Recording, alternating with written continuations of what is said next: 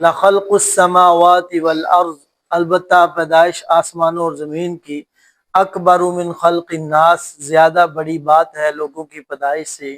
ولکن اکثر الناس، اور لیکن اکثر لوگ لا یعلمون، نہیں جانتے۔ اللہ رب العالمین جناب موسیٰ علیہ السلام کے ذکر کے بعد نبی علیہ السلام کو اس بات کی تسلی دی کہ آپ ان کفار کے نہ ماننے سے پریشان نہ ہوں،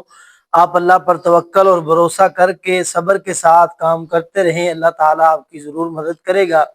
اس کے بعد اللہ تعالیٰ پھر کفار کے اس اعتراض کو حل کر رہے ہیں کہ جو وہ کہتے ہیں کہ قیامت کے دن دوبارہ کیسے ہم اٹھائے جائیں گے، انسانوں کو دوبارہ کیسے پیدا کیا جائے گا۔ جتنا اللہ نے توحید کا ذکر کیا ہے اسی طرح اللہ تعالیٰ نے بار بار اس بات کا ذکر کیا کہ تمہیں مرنے کے بعد دوبارہ اٹھایا جائے گا، اس بات میں کوئی شک نہیں ہے، اور یہ فیصلہ ہے اللہ تعالیٰ کا۔ فرمایا یہ لوگ اس بات کا اعتراض کرتے ہیں لوگوں کو کیسے اٹھایا جائے گا، اکبر من، فرمایا لخلق السماوات والارض، یہ انسان تو 6 انچ کا انسان جو اپنے آپ کو سمجھتا ہے میں بڑی چیز بن گیا ہوں، اس سے بڑا کام زمین و آسمان کو بنانا ہے۔ یہ اللہ تعالیٰ نے اتنا بڑا آسمان اور زمین بنا لی ہے تو اس انسان کو بنانا اللہ کے لیے کیا مشکل ہے، اور وہ تو اس نے اس کو بنا دیا ہے، پھر اس کو دوبارہ بنانا کون سا مشکل ہو گیا۔ فرمایا ولکن اکثر الناس لا یعلمون، لیکن یہ لوگ اکثر نہیں جانتے۔ وما یستوی الاعمی والبصیر، اور نہیں برابر اندھا اور دیکھنے والا، والذین آمنوا، اور نہ وہ لوگ جو ایمان لائے، وعملوا الصالحات، اور انہوں نے نیک عمل کیے، ولا مسیء، اور نہ برائی کرنے والا،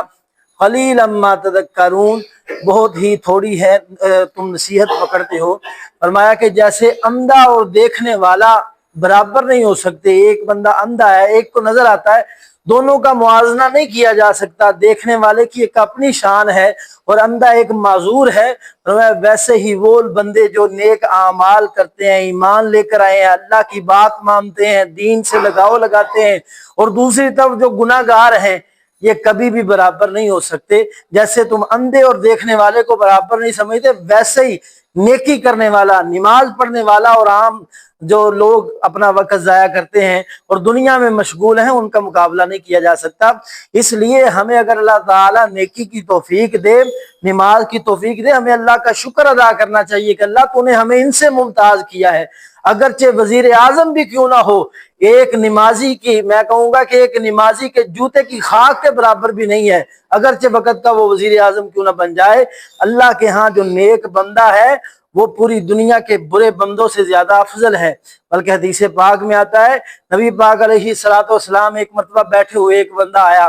اللہ کے پیغمبر علیہ السلام نے صحابی سے پوچھا، میرے صحابی تیرا اس کے بارے میں کیا خیال ہے؟ فرمایا اللہ کے پیغمبر یہ بڑا لوگوں کے ہاں بڑا ممتاز انسان ہے، لوگوں کے لیے بڑا معزز بندہ ہے، یہ ایسا انسان ہے اگر یہ کسی کو کوئی بات کرنا چاہے لوگ بڑی توجہ سے اس کی بات سنتے ہیں، اگر یہ کسی کی سفارش کر دے لوگ اس کی سفارش کو قبول کر لیتے ہیں، اس کی قدر کرتے ہیں، اور حتیٰ کہ اگر یہ کسی کے گھر اپنے رشتے کا پیغام بھیج دے لوگ اپنی بیٹیوں کا رشتہ اس کو دینے کے لیے تیار ہو جائیں گے، اتنا لوگوں کے ہاں قدر والا ہے۔ اور تھوڑی دیر گزری، اللہ کے پیغمبر علیہ السلام کے پاس ایک اور آدمی گزرا، نبی پاک علیہ السلام نے پوچھا ہے صحابی اس کے بارے میں تیرا خیال ہے کیا ہے؟ کہنے لگا اللہ کے پیغمبر یہ تو عام سا سادہ سا انسان ہے، اس کی کیا قدر ہے، لوگ تو اس کی بات بھی نہیں سنتے، لوگ تو اس کی سفارش بھی قبول نہیں کرتے، لوگ تو اس کو کوئی رشتہ بھی نہیں دیتا، اس کی لوگوں کے ہاں کوئی قدر نہیں ہے، لوگ اسے کچھ بھی نہیں جانتے۔ نبی پاک علیہ السلام نے فرمایا اللہ کے بندے یہ جو بعد میں آنے والا انسان جس کو لوگ کچھ نہیں جانتے، اس کے نیکی اور تقوی کی یہ اہمیت ہے کہ اس پہلے جیسے جو لوگوں کے ہاں بڑا عزت والا ہے، اس جیسے انسانوں سے پوری زمین بھر جائے، اللہ کے ہاں بڑی زمین ایسے چودھریوں کی ایسی بڑی زمین ایک طرف اور دوسری طرف یہ ایک انسان ہو، یہ انسان پوری دنیا کے ایسے انسانوں سے زیادہ افضل اور بہتر ہے۔ یہ اللہ نے شان دی ہے۔ فرمایا کبھی بھی نیکی کرنے والا نمازی بندہ دیندار بندہ عام لوگوں کے برابر نہیں ہو سکتا، یہ اللہ نے ہمیں شان دی۔ اللہ تعالی ہمیں اپنی نیکی پر شکر اور تکبر سے بچنے کی توفیق عطا فرمائے۔ ان الساعۃ، بلا شبہ قیامت، لآتیۃ، یقیناً آنے والی ہے، لا ریب فیہا، نہیں ہے کوئی شک اس میں، ولکن اکثر الناس، اور لیکن اکثر لوگ، لا یؤمنون، نہیں ایمان لاتے۔ اصل فیصلہ قیامت کے دن یہ ترازو لگنے والا ہے۔ اللہ ہمیں قیامت کی فکر کرنے کی توفیق عطا فرمائے۔